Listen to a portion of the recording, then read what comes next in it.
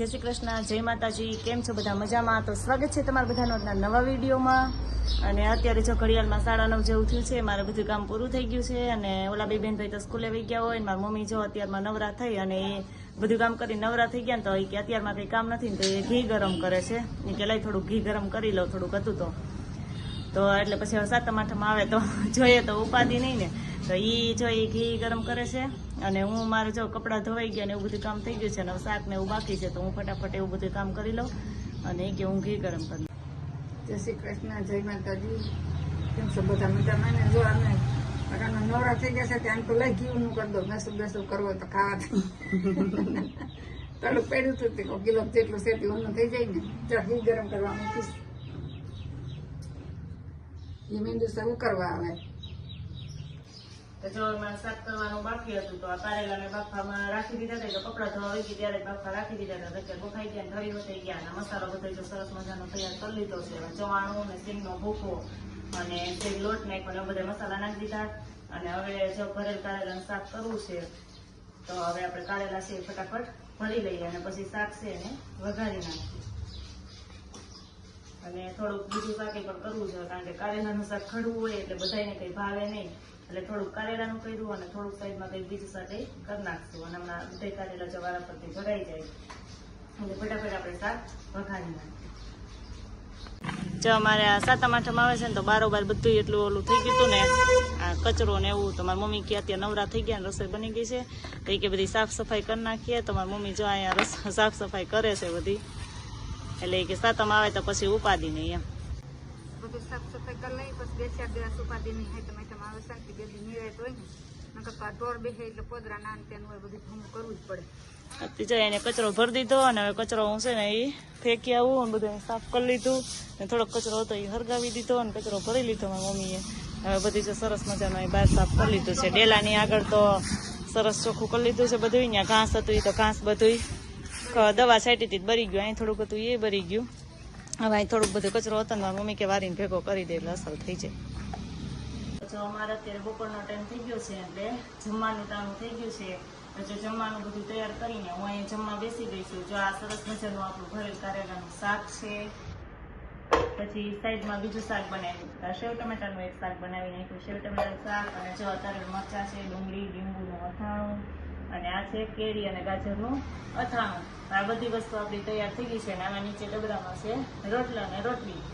તો હવે જમવાનું આપણું ટાઈમ થઈ ગયો છે અને બપોર થઈ ગયા તો આપણે બેસી જઈએ જમવા. અને તમારે બધાને જમવું હોય તો આવી જાઓ, હાલો બપોરા કરવા. બપોરનો ટાઈમ હોય એટલે પહેલાના જમાનામાં બધા એમ જ કહેતા કે બપોરા કરવા એમ. તો તમે બધા પણ આવી જાઓ બપોરા કરવા. હાલો હવે અમે ફટાફટ જમી લઈએ. અત્યારે ઘડિયાળમાં થઈ ગયા છે 4 અને વાતાવરણ તો એકદમ મસ્ત થઈ ગયું છે. જે વરસાદ આવે ને એવું લાગે છે. હમણાં જો કોક છાતા તો ખરવા માંડ્યા છે. ફળિયામાં જો ફળિયું ભીનું થઈ ગયું, કોક છાતા ખરવા માંડ્યા છે અને એમ થાય કે વરસાદ તૂટી પડશે. અમે તો ત્યારની કેટલા દિવસથી વરસાદની રાહ જોતા હતા કેમ કે માંડવીને પાણીની જરૂર હતી ને તો 2 દિવસથી તો પાવાનું ચાલુ કરી દીધું હતું. રાહ જોતા હતા ને ખરેખર વરસાદ એવું લાગે છે કે આજ થઈ જાય. કાલે અંધાર તો બહુ હતો પણ કાલે એટલો બધો કંઈ આવ્યો નહીં. આમ ખાલી અંધારી વયું ગયું. આજ તો જો છટાઈ ખરવા માંડ્યા અને એકદમ ડમડો છે ને આખું વાતાવરણ તમે જોવો ને તો વાદળો એકદમ વાદળો કાળા ડિબાંગ જેવા થઈ ગયા છે અને એમ થાય છે કે આગળ વરસાદ તૂટી પડશે. અને કેવું મસ્ત એકદમ વાતાવરણ છે એટલે જે ફળિયામાં ઉભા રહીએ આખે આખો બહારના નજારો જોઈને તો એકદમ જોવાલાયક છે. બહુ મસ્ત અને વાદળો એકદમ કાળા કાળા ડિબાંગ જેવા થઈ ગયા છે અને વરસાદ ગાજવા પણ માંડ્યો છે. એકદમ આમ ગાજે છે એવું લાગે છે અને આમ દૂર દૂર તમે દેખાય છે કે વરસાદ ચાલુ થઈ ગયો છે અને બહુ મસ્ત વાતાવરણ થઈ ગયું છે. કેટલા દિવસ પછી આજ જોયું ને કે પેલા વરસાદથી થાકી ગયા હતા, હવે તો તડકો પડવા માંડ્યો તો તડકાથી થાકી ગયા પણ હવે એકદમ વાતાવરણ બહુ સરસ થઈ ગયું છે. આજે એવું લાગે છે કે હમણાં વરસાદ આવશે. જેમાં વરસાદ અંધાર્યો હતો અને વરસાદનું આગમન પણ થઈ ગયું છે અને સરસ મજાનો વરસાદ આવવા માંડ્યો છે. અંધારું તો એટલું થઈ ગયું કે વાતાવરણ એવું થઈ ગયું કે અત્યારે ઘડિયાળના 5 કે એવું થઈ ગયું હોય ને ઘડિયાળમાં 7 વાગ્યા વાતાવરણ થઈ ગયું છે અને એટલો બધો અંધાર થઈ ગયો છે. વરસાદ જો અમારે ચાલુ થઈ ગયો છે અને જોરદાર વરસાદ પડવા માંડ્યો છે. ખરેખર વરસાદની બધાની જરૂર હતી કે વરસાદ છે ફાઇનલી આવી ગયો અમારે.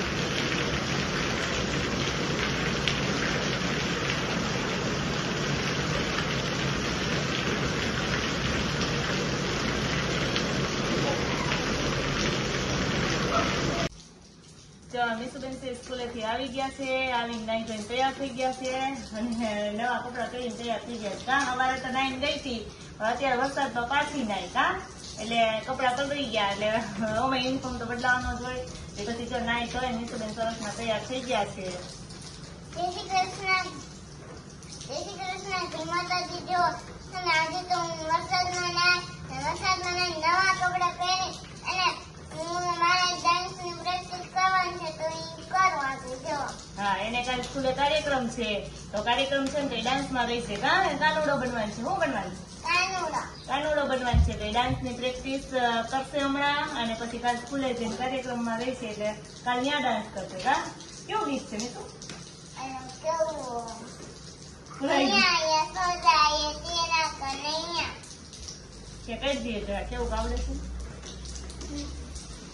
મૈયા યશોદાએ તેરા કનૈયા. मैया यशोदा ये तेरा कन्हैया मनगढ़ के में पगड़ी है मैया रंग मुझे करता है संग में लड़ता है राम जी की कृपा से मैं बची राम जी की कृपा से गीत નથી આવડતું. મિસુબેન હાથે જાતે જ ગીત ગાય ને એટલી પ્રેક્ટિસ કરી કા આગળનું ગીત નથી આવડતું તો એ પછી મોબાઈલમાં કે જોઈને પછી હમણાં પ્રેક્ટિસ કરશે. તો હવે શું કરવાનું છે? પ્રેક્ટિસ કરવાની છે. આ સાથે આજનો વિડીયો પણ અહીંયા પૂરો થાય છે. જો અમારો વિડીયો તમને ગમ્યો હોય તો લાઈક કરજો, શેર કરજો અને જો ચેનલમાં નવા હોય તો સબસ્ક્રાઇબ કરવાનું ભૂલતા નહીં. આવજો.